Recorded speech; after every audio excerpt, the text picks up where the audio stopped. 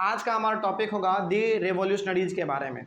मतलब कि आज हम लोग पढ़ेंगे क्रांतिकारी लोगों के बारे में।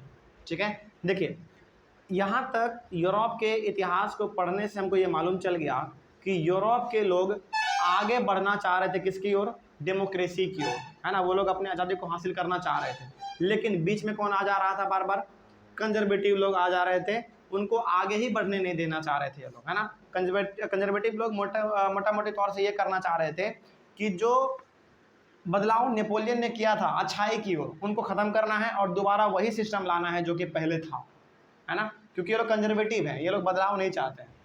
तो कहीं ना कहीं जो लोग आज़ादी चाहते थे उनके बीच में कंजर्वेटिव लोग बाधा बन रहे थे, है ना। इसी के बारे में आज हम लोग पढ़ेंगे कि आखिर कौन ऐसे लोग थे जो कि कंजर्वेटिव के खिलाफ लड़ सकते हैं, है ना, जो कि उसके खिलाफ आंदोलन कर सकते हैं, आवाज़ उठा सकते हैं और एक फ्रीडम यानी कि एक डेमोक्रेसी जैसा सिस्टम यहाँ पे ला सकते हैं। ये कौन लोग हैं, इसी के बारे में आज हम लोग पढ़ेंगे।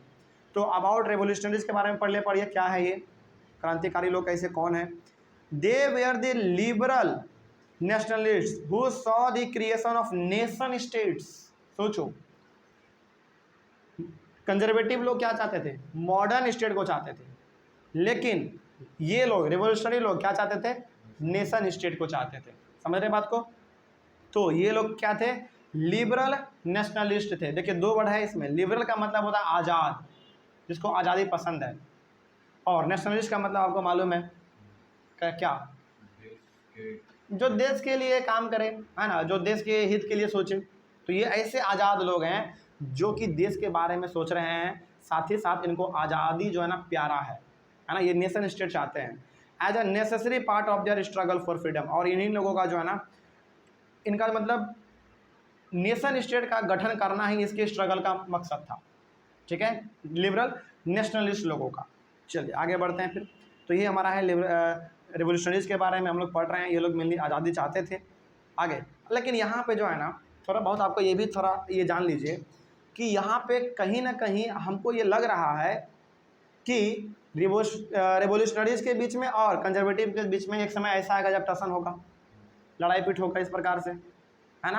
क्योंकि ये चाह रहा है नेशन स्टेट, कंजर्वेटिव लोग चाह रहे हैं मॉडर्न स्टेट। तो दोनों का यहाँ पे देखें ना विचार अलग अलग है ना। खैर इसके बारे में देखेंगे आगे क्या होता है।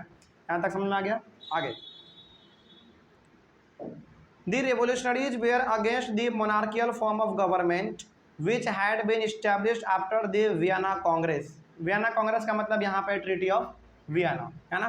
तो ये लोग जो है ना पूरी तरीके से बिल्कुल किसके खिलाफ है, वियना में जो ट्रीटी साइन किया गया था यानी कि मोनार्की को लाने के लिए, उनके खिलाफ ये बिल्कुल मतलब पूरी तरीके से खिलाफ है। यहाँ से आप ये भी कंक्लूजन निकाल सकते हैं कि ये लोग क्या चाह रहे हैं, नेशन स्टेट चाह रहे हैं, यानी कि डेमोक्रेसी जैसा हालात यहाँ पे ये लोग चाह रहे हैं।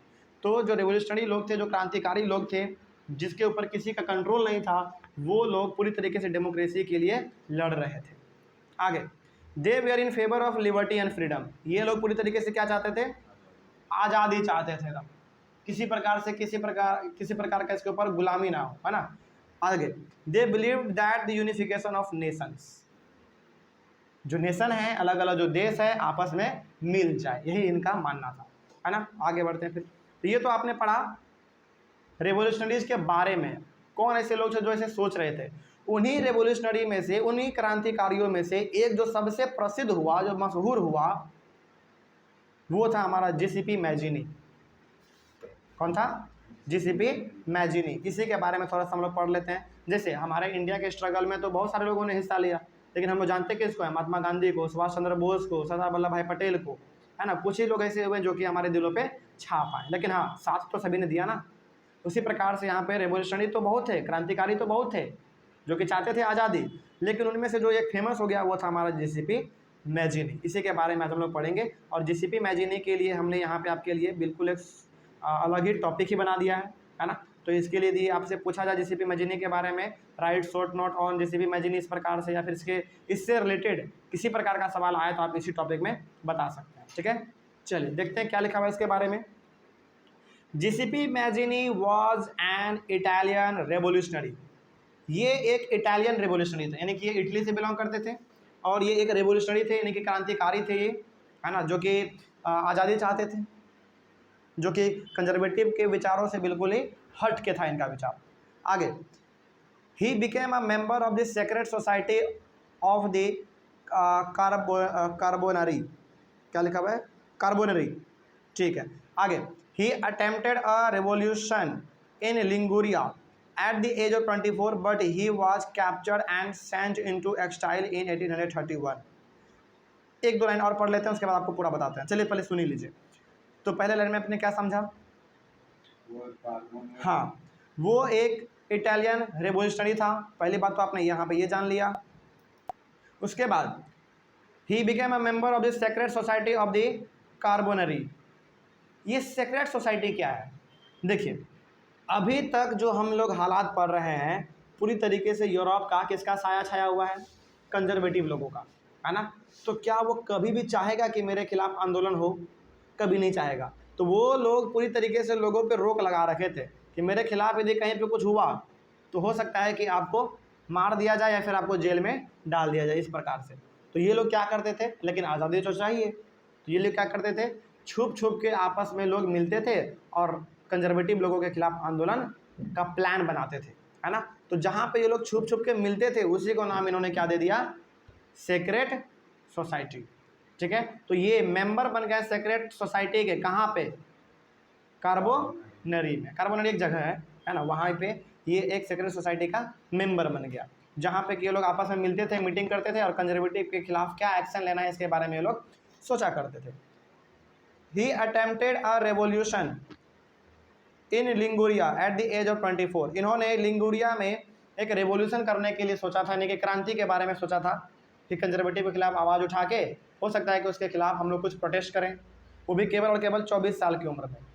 But he was captured and sent into exile in 1831। लेकिन इनको पकड़ लिया गया, है ना। इन्होंने प्लान बनाया और प्लान बनाया तो इनको पकड़ लिया गया। हो सकता है कि थोड़ा बहुत ये आंदोलन में हिस्सा लिए भी होंगे, है ना। तो इनको 24 साल की उम्र में पकड़ के देश से निकाल दिया। एक्साइल का मतलब होता है देश से निकाल देना, है ना। 1831 में इनको निकाल दिया गया था देश से। ही सब्सिक्वेंटली फाउंडेड 2 सेक्रेट सोसाइटीज। लेकिन बाद में इन्होंने खुद अपना 2 सेक्रेट सोसाइटी बनाया, अपना खुद का, जिसमें कि लोग आएंगे आपस में मिलेंगे, आज़ाद लोग जिनके ऊपर किसी प्रकार का पाबंदी ना हो, जो आज़ादी चाहते हो, तो वो लोग आएंगे यहाँ पे सेक्रेट सोसाइटी में और आपस में आके मीटिंग करेंगे। तो इन्होंने 2 सेक्रेट सोसाइटी का संगठन बनाया। फर्स्ट यंग इटली, पहला नाम क्या दिया उसका? यंग इटली, यानी कि पहले सेक्रेट सोसाइटी का नाम इन्होंने यंग इटली रखा था।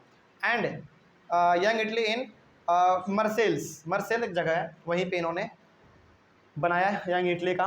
यंग इटली नाम का एक पहला सेक्रेट सोसाइटी इन्होंने बनाया मर्सेल में। And another young Europe in Berne में यंग यूरोप नाम का इन्होंने दूसरा सेक्रेट सोसाइटी का संगठन बनाया, ठीक है। चलिए आगे बढ़ते हैं फिर। This societies had a vast base with members from many countries like Poland, France, Italy and German states. और इनके सेक्रेट सोसाइटी में देखते देखते बहुत अलग अलग कंट्री के लोग आपस में मिलने लगे, क्योंकि देखो भाई हर किसी को आज़ादी पसंद होता है ना। और ये लोग किसके लिए खिलाफ, किसके लिए काम कर रहे थे? आज़ादी के लिए तो काम कर रहे थे, अपने ही लिए तो काम कर रहे थे ये लोग। जैसे महात्मा गांधी के साथ इतने सारे लोग इंडिया में क्यों जुड़ गए? क्योंकि हम लोगों को आज़ादी चाहिए था, आज़ादी चाहिए था। उसी प्रकार से इन लोगों को आज़ादी चाहिए था, इसीलिए ये लोग जीसीपी मैजिनी के साथ उनके सेक्रेट सोसाइटी में जुड़ गए अलग अलग जगह से। जैसे देखिए यहाँ पे लिखा हुआ है पोलैंड से जुड़े, फ्रांस से, इटली से, जर्मन से, है ना, अलग अलग जगहों से लोग जुड़ने लगे। उसके बाद क्या लिखा हुआ है? Mazzini believed that God had intended nations to be the natural units of mankind. Giuseppe Mazzini का यह मानना था कि भगवान ने हर किसी को रहने के लिए जगह दिया है, हर किसी को रहने के लिए जगह दिया है, हर कोई आपस में जीने, मतलब कि हर कोई जीने का अधिकार चाहता है, इस प्रकार से। यानी कि जीसीपी मैजिनी पूरी तरीके से एकदम ओपन माइंडेड था, बड़ा अच्छा आदमी था, ये बड़ा मस्त आदमी था, यूरोप का भलाई चाहता था। तो इनका मानना था कि गॉड ने हम सभी को बराबर बनाया है, रहने के लिए ज़मीन दिया है, हवा दिया है, पानी दिया है, तो फिर इस प्रकार का भेदभाव क्यों, है ना, इसका यह मानना था। उसके बाद so Italy could not continue be a patchwork of small states and kingdoms. इसीलिए फिर से इनका यह मानना था कि जब भगवान ने सभी को जीने का अधिकार दिया है, रहने का अधिकार दिया है, हर चीज़ से अधिकार दिया है सबको बराबर, तो फिर इटली अलग अलग किंगडम के अंदर में क्यों रहे? देखिए यहाँ पे लिखा हुआ है Italy could not continue to be a patchwork of small units and kingdoms. Patchwork का मतलब होता है छोटे छोटे हिस्सों में बट के हमारा इटली क्यों रहेगा, किसी पावर के अंदर में हमारा इटली क्यों रहेगा, नहीं रहना चाहिए, हर किसी को जीने का अधिकार है भाई। आगे बढ़ते हैं फिर। इनका ये मानना था, बड़ा अच्छा आदमी था ये, अच्छा दिमाग था इनके पास। Following his model secret societies were set up in Germany, France, Switzerland and Poland. इनके आइडिया से प्रभावित होकर बहुत सारे लोगों ने क्या कर दिया, अलग अलग जगहों पर भी अपना अपना सोसाइटी बनाने लगा। सेक्रेट सोसाइटी, जब छुप छुप के लोग आपस में मीटिंग करते थे और उसके कंजर्वेटिव के खिलाफ आवाज़ उठाते थे। तो कहाँ कहाँ पे बनने लगा, जर्मनी में बनने लगा सेक्रेट सोसाइटी, फ्रांस में, स्विट्जरलैंड में, पोलैंड में, अलग अलग जगहों पर इनसे आइडिया लेकर लोग अपने आवाज़ को उठाने लगे, अपने सेक्रेट सोसाइटी को बनाकर। आगे उसके बाद लिखा हुआ है Mazzini's relentless opposition to monarchy and his vision of democratic republics frightened the conservatives. जिस प्रकार से एकदम एकदम धड़ल्ले अपोज करता था कंजर्वेटिव को, मोनार्की को, समझ में आ रहा बात? तो जिस प्रकार से एकदम पूरी तरीके से ये बेफिक्र होकर एकदम अपने जान का परवाह ना किए बगैर ये मोनार्की का अपोज करता था, पूरी तरीके से मोनार्की के खिलाफ था।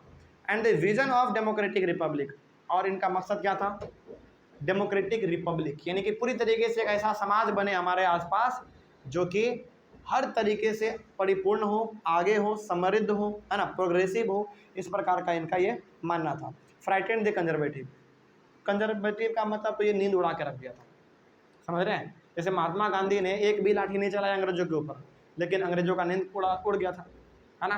तो इसको आप इंडिया से एग्जाम्पल ले लेके समझते रहेंगे ना, तो आपको समझ में ज़्यादा आएगा। तो इनका मकसद यही था कि कंजर्वेटिव का नींद चैन पूरा छीन लेना है, और यूरोप में जो है ना राइट यहाँ पे, यानी कि डेमोक्रेसी यहाँ पे लाके रख देना है, ऐसा इनका यहाँ पे मानना था। आगे Metternich described him as the most dangerous enemy of our social order. अच्छा, ये मटरनिक कौन था, याद आ रहा है कुछ? चलिए हम आपको याद दिलाते हैं। देखिए थोड़ा सा ऊपर में, थोड़ा सा हम आपको याद दिलाना चाहेंगे ऊपर में। देखिए यहाँ पर ट्रीटी ऑफ वियना में, ट्रीटी ऑफ वियना में ऑस्ट्रियन चांसलर ड्यूक मेटरनिक, समझ में आ रहा है बात? ये ऑस्ट्रियन चांसलर का मतलब क्या हो गया, इसका पूरा नाम है क्या? नहीं, इसका नाम तो केवल ड्यूक मेटरनिक है। चांसलर एक पोस्ट है ना, एक पद है, औहदा है। तो ड्यूक मेटरनिक ने, और ये ड्यूक मेटरनिक किसको होस्ट कर रहे थे? ट्रीटी ऑफ वियना को होस्ट कर रहे थे, यानी कि मीटिंग वूटिंग सब करवाना उरवाना इसी का काम था। तो ड्यूक मेटरनिक भी ऑब्वियस सी बात है कौन होगा, कंजर्वेटिव ही होगा। तो कंजर्वेटिव ने इनको क्या कहा, जीसीपी मैजिनी को क्या कहा कंजर्वेटिव ने?